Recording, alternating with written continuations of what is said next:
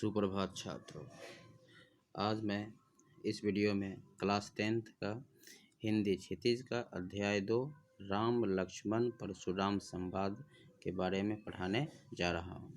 देखिए, पहले हम लोग इसके रचयिता तुलसीदास के बारे में देखते हैं। पाठ्य पुस्तक की पंक्तियों बहुत देखिए। तुलसीदास का जन्म उत्तर प्रदेश के बांदा जिले के राजापुर गांव में सन 1532 में हुआ था। कुछ विद्वान उनका जन्म स्थान सोरो जिला एटा भी मानते हैं। तुलसी का बचपन बहुत संघर्षपूर्ण था। जीवन के प्रारंभिक वर्षों में ही माता पिता से उनका विछोह हो गया। कहा जाता है कि गुरु कृपा से उन्हें राम भक्ति का मार्ग मिला, मतलब माता पिता का साथ छूट गया। वे मानव मूल्यों के उपासक कवि थे। राम भक्ति परंपरा में तुलसी अतुलनीय है, मतलब इनके समान और इनकी तुलना और किसी से नहीं की जा सकती है। रामचरितमानस कवि की अनन्य राम भक्ति और उनके सृजनात्मक कौशल का मनोरम उदाहरण है। उनके राम मानवीय मर्यादाओं और आदर्शों के प्रतीक हैं, जिनके माध्यम से तुलसी ने नीति, स्नेह, शील, विनय, त्याग जैसे उदात्त आदर्शों को प्रतिष्ठित किया। ठीक है। रामचरितमानस उत्तरी भारत की जनता के बीच बहुत लोकप्रिय है। मानस के अलावा कवितावली, गीतावली, दोहावली, कृष्ण गीतावली, विनय पत्रिका आदि उनकी प्रमुख रचनाएं हैं। अवधी और ब्रज दोनों भाषाओं पर उनका समान अधिकार था। सन 1623 में काशी में उनका देहावसान हुआ। कितने में? 1623 में। तुलसी ने रामचरितमानस की रचना अवधी में और विनय पत्रिका तथा कवितावली की रचना ब्रज भाषा में की। उस समय प्रचलित सभी काव्य रूपों को तुलसी की रचनाओं में देखा जा सकता है। रामचरितमानस का मुख्य छंद चौपाई है तथा बीच बीच में दोहे, सोरठे, हरि गीतिका तथा अन्य छंद पिरोए गए हैं। ठीक है।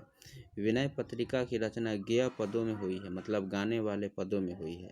कवितावली में सवैया और कविता छंद की छटा देखी जा सकती है, मतलब सुंदरता। ये सभी काव्य का ही रूप है, सवैया कवित। उनकी रचनाओं में प्रबंध और मुक्तक दोनों प्रकार के काव्यों का उत्कृष्ट रूप है। ये हम लोगों ने तुलसीदास के बारे में जाना।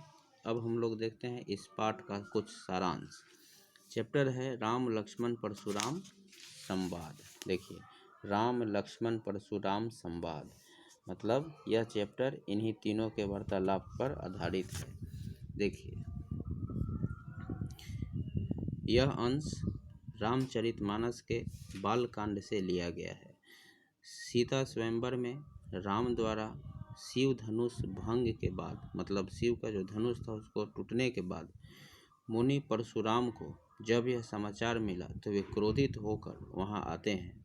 शिव धनुष को खंडित देखकर, मतलब टूटा हुआ देखकर, वे आपे से बाहर हो जाते हैं, मतलब बहुत ज़्यादा क्रोधित हो जाते हैं। राम के विनय और विश्वामित्र के समझाने पर तथा राम की शक्ति की परीक्षा लेकर अंततः उनका गुस्सा शांत होता है। इस बीच राम, लक्ष्मण और परशुराम के बीच जो संवाद हुआ उस प्रसंग को यहाँ प्रस्तुत किया गया है। परशुराम के क्रोध भरे वाक्यों का उत्तर लक्ष्मण व्यंग वचनों से देते हैं।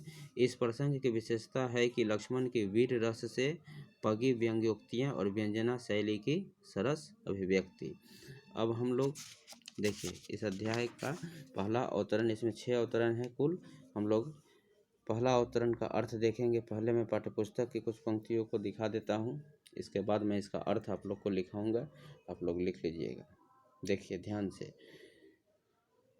नाथ शंभु धनु भंजनी हारा, नाथ शंभु धनु भंजनी हारा। आप लोग इस पंक्ति को शुरुआत करने से पहले इतना याद रखिएगा कि यह प्रसंग कहाँ से प्रारंभ हुआ है। यह प्रसंग प्रारंभ हुआ है जब शिव का धनुष टूट गया और उसके बाद जब परशुराम क्रोधित होकर आते हैं, और उस समय, ठीक है,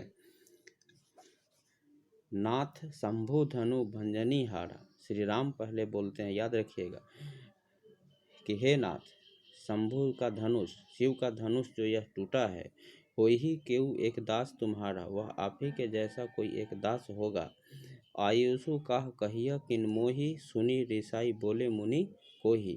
मतलब आपको अगर कुछ कहना है तो मुझसे कहिए, आप क्रोधित मत होइए। सेवकु सोजो करे सेवकाई। अब देखिए परशुराम ने कहा कि अगर कोई सेवक होगा तो वह सेवकाई करेगा, ठीक है। अड़ी करनी करी करिए लड़ाई, शत्रु के समान वह कार्य नहीं करेगा। सुनहु राम जेहि शिव धनु तोड़ा। सुनिए राम, जिसने भी इस शिव धनुष को तोड़ा होगा। सहस्त्र बाहु समसो रिपु मोरा। एक सहस्त्र बाहु की चर्चा की गई है, जिसकी 1000 भुजाएं थी, जिसका वध परशुराम ने किया था। वह तुलना किए कि सहस्त्र बाहु के समान ही वह मेरा शत्रु होगा। रिपु मतलब शत्रु। सो बिलगाऊ बिहाई समाजा। आप उसे जिसने भी इस धनुष को तोड़ा है वह इस समाज से खुद अलग हो जाए। न तो मारे यहीं सब राजा, नहीं तो सभी राजा मारे जाएंगे। सुनी मुनि वचन लखन मुस्काने। मुनि के वचन को सुनकर वहीं पर लक्ष्मण थे वो मुस्कुराने लगे। बोले परशुधर ही अवमाने। और परशुराम की ओर देख कर वह उनका अपमान करते हुए बोले, बहु धनु ही तोड़ी लड़काई। कि बचपन में हम लोगों ने बहुत से धनु ही को तोड़ा है।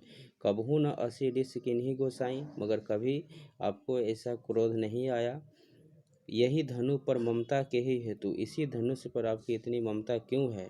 सुनी ऋषाई कह भृगुकुल केतु। भृगुकुल यहाँ पर परशुराम के लिए है। उन्होंने बोला, लक्ष्मण ने बोला कि आप क्यों क्रोधित हो रहे हैं। तो परशुराम बोले, रे निरप पालक, रे राजा के बालक, कालवश बोलत तो ही न संभार। खराब समय के कारण काल के कारण तुम्हारे बोली पर तुम्हारा संभाल नहीं है। धनु ही सम त्रिपुरारी धनु विदित सकल संसार। यह धनुष सामान्य धनुष नहीं है, यह पूरे संसार के लोग जानते हैं। अब हम लोग इसका अर्थ देखते हैं, जो मैंने लिखा है आप लोग ध्यानपूर्वक लिखिएगा। देखिए, परशुराम के क्रोध को देखकर श्री राम बोले, हे नाथ, शिव जी के धनुष को तोड़ने वाला आपका कोई एक दास ही होगा, सेवक होगा। क्या आज्ञा है, मुझसे क्यों नहीं कहते। यह सुनकर मुनि क्रोधित होकर बोले कि सेवक वह होता है जो सेवा करे।